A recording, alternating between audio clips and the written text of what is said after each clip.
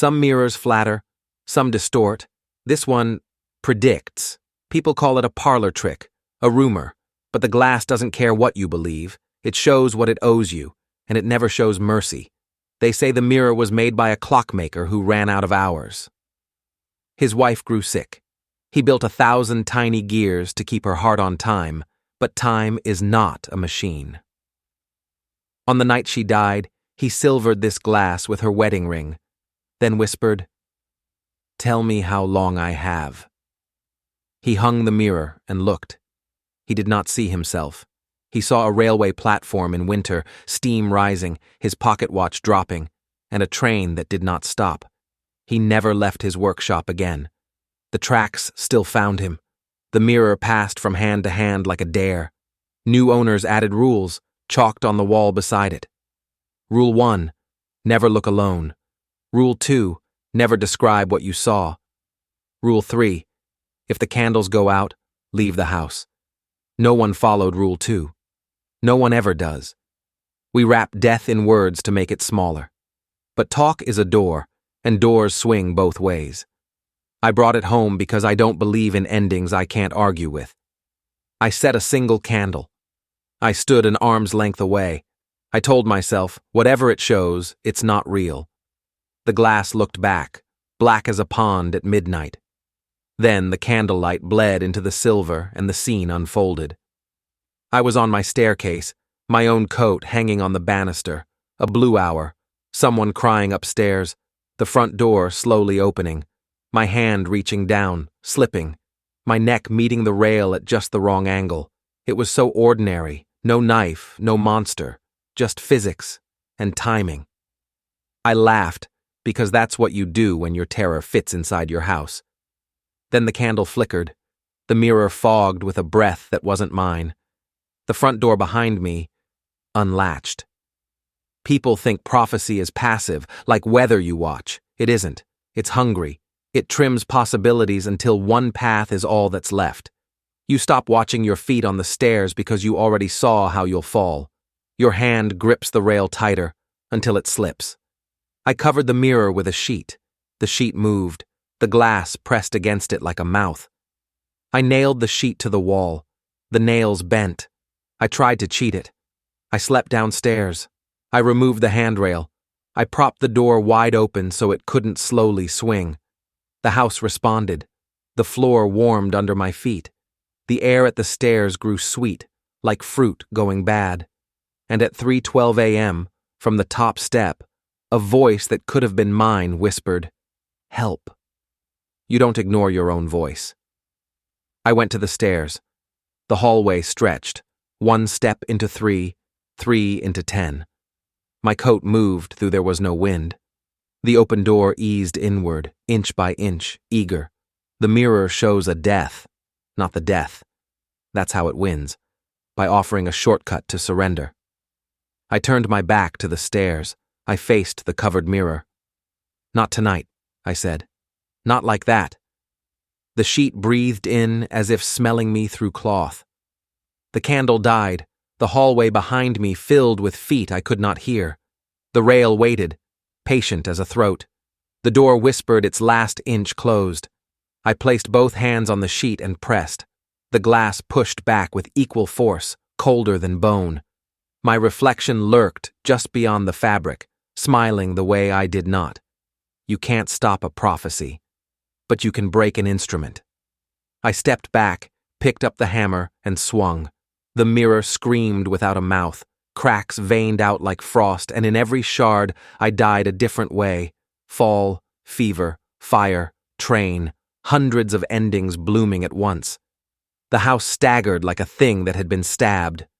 I swept the pieces into a box and carried them to the river. The shards sang in their cardboard coffin, little futures scraping one another. I scattered them into the black water, and the current took 100 deaths downstream. When I came home, the stairs were just stairs. The door was just a door. Still, every mirror I pass, I look away. Not because I fear the future, because I saw how eager it was. Sleep well. And if you must look into strange glass, don't blink when it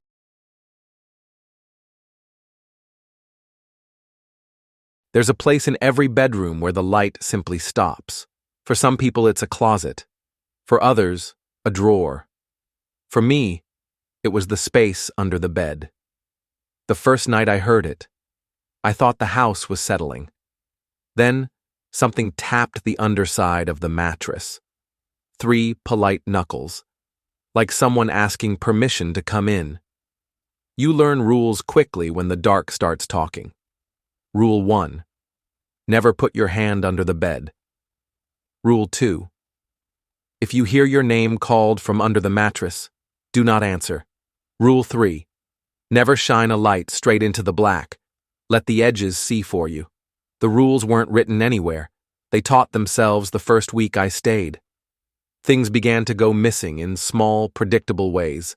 Socks, pens, a left earring that never matched anything. I blamed drafts, loose floorboards, absent-mindedness. Then my neighbor's dog disappeared from the yard one afternoon. No fence broken, no gate open. The dog's squeaky toy turned up under my bed the next night, damp and warm, with teeth marks that were not the dog's. That's when I started sleeping in the living room. From below came a sound that wasn't only about things. At first it was static, half phrases like a radio between stations. Then it arranged itself. Warm, stay, come, name. Syllables folding into each other, learning rhythms. I left a nightlight on for weeks. The voice learned to imitate sleep, soft inhales, a fake snore, so I could never be sure whether the sound came from my throat or the floor. It likes to sound familiar, names or handles. The thing underneath learned mine in pieces. The first week it mangled consonants. By the 4th, it could say my nickname. By the 6th week, it pronounced the middle name I never told anyone. When something under your bed says the words your mother uses only on bad days, the furniture stops being a thing and becomes jury. One night I woke sitting upright, sweating, blanket in my lap, with no memory of how I'd gone from lying down to sitting. The clock said 3:12 a.m. The same small number that kept coming back like a needle stuck on a groove. Under the bed, there was a tiny folded note, printed in a childish hand. Stay. My hands smelled like river mud. I had not left the room. Time had thinned under the mattress and let something walk through me like a draft. The knock stopped. It started to bargain. I can keep them from leaving, it said, voice thin, pleading. I can hold the small things, your sister's note, the smell of your father's coat, if you let me have one night. Its voice wasn't cruel. It sounded needy, carefully, painfully so. One night, it promised. Sleep where nothing changes. You wake and everything is where you left it. That offer is a small, dangerous mercy. It has the shape of what you already miss. I thought saying no was enough. It wasn't. When I woke, my phone had a photo I did not take. A dim picture from under the bed showing my sleeping feet. File name, promise.jpg. The next morning, my neighbor's gnome was split in 2, petals collected in her lawn like teeth. Some bargains aren't theft. They're rearrangements. You keep a thing, but you lose the shape of the space around it. I sleep with a suitcase under the bed now, things I don't trust to stay put. The knocks still come, patient as tide. Sometimes they pause when I listen too closely. Sometimes they stop when I pretend to be away. If something under your bed calls your name, do not answer. If it offers to keep your small things in exchange for one night, refuse. Take your objects where the light reaches. Slide the suitcase out yourself. Lock the door. Turn the hall light on. The shadow under your bed is a collector. It has infinite patience and a very small appetite. Keep your small things close and keep your sleep yours. 3 soft knocks, then silence. Sleep with one eye soft and one hand on the edge. That's all you owe the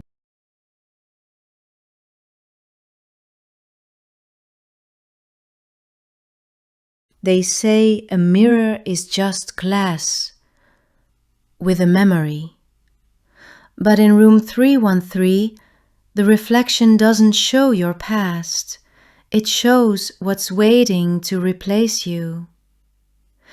This is the story of a hotel room that doesn't appear on the booking list, a room the staff pretend doesn't exist, and a woman who should have never looked into the mirror. Too long.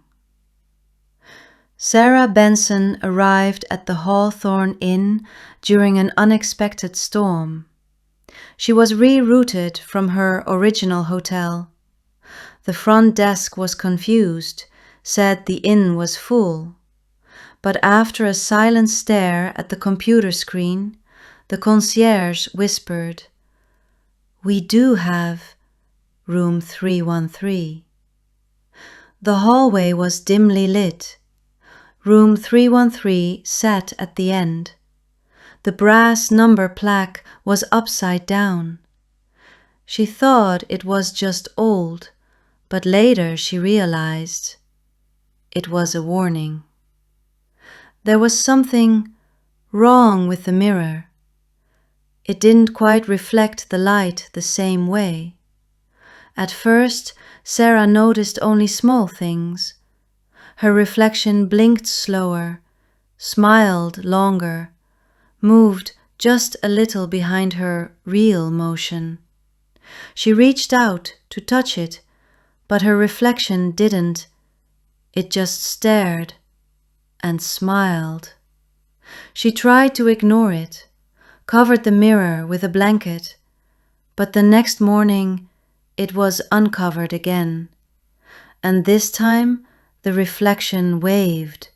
She started seeing her own face in other places, the TV screen when it was off, in the fog of the bathroom mirror, even in her phone's black screen, but always grinning. It didn't crack, it didn't shatter, it just rippled like the surface of a pond. She awoke at 3:13 a.m. to the sound of laughter coming from inside the mirror. She stood in front of it.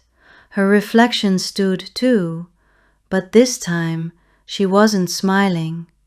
She was crying and mouthing words, "You're not real." And then the reflection reached out and pulled her in. They found Sarah's belongings, but not Sarah. And the mirror now reflects just fine for the next guest. So next time you check into a hotel and something feels off about the mirror, cover it. Or better yet, don't look too long.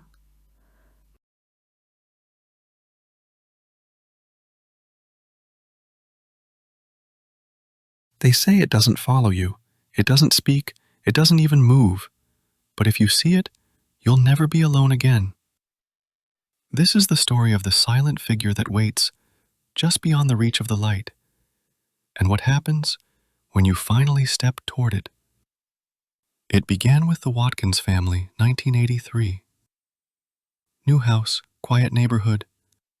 But their son, Jamie, started complaining of a tall man standing at the end of the hall, not doing anything, just standing. At first, his parents assumed it was a dream, until his mother saw it too. One night, while closing the bedroom door, she glanced down the hallway and froze. There he was, tall, still, faceless, not walking, not breathing, just watching. The family called it the Watcher. It never entered their rooms, never followed, but every night it was there. By the third week, a pattern emerged. The moment someone acknowledged it, spoke about it aloud, it moved closer.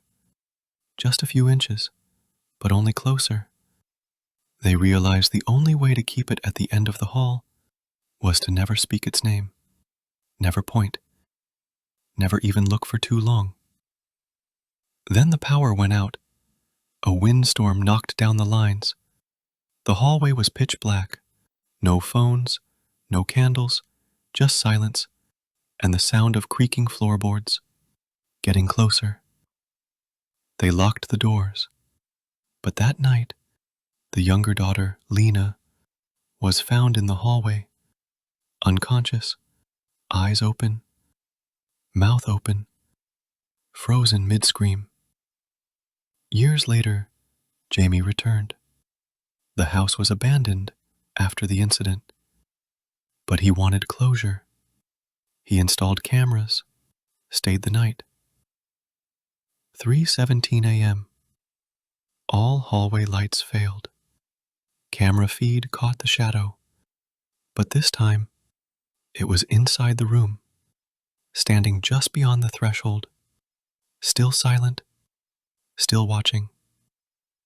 The footage ends there. Jamie was never seen again, but every now and then, the hallway light flickers back on in that house, and the shadow stands once more. Maybe you've seen it, late at night, when you thought you were alone, that figure just at the edge of the light, still, silent, waiting. Whatever you do, don't stare too long. Subscribe Midnight Fear for more videos.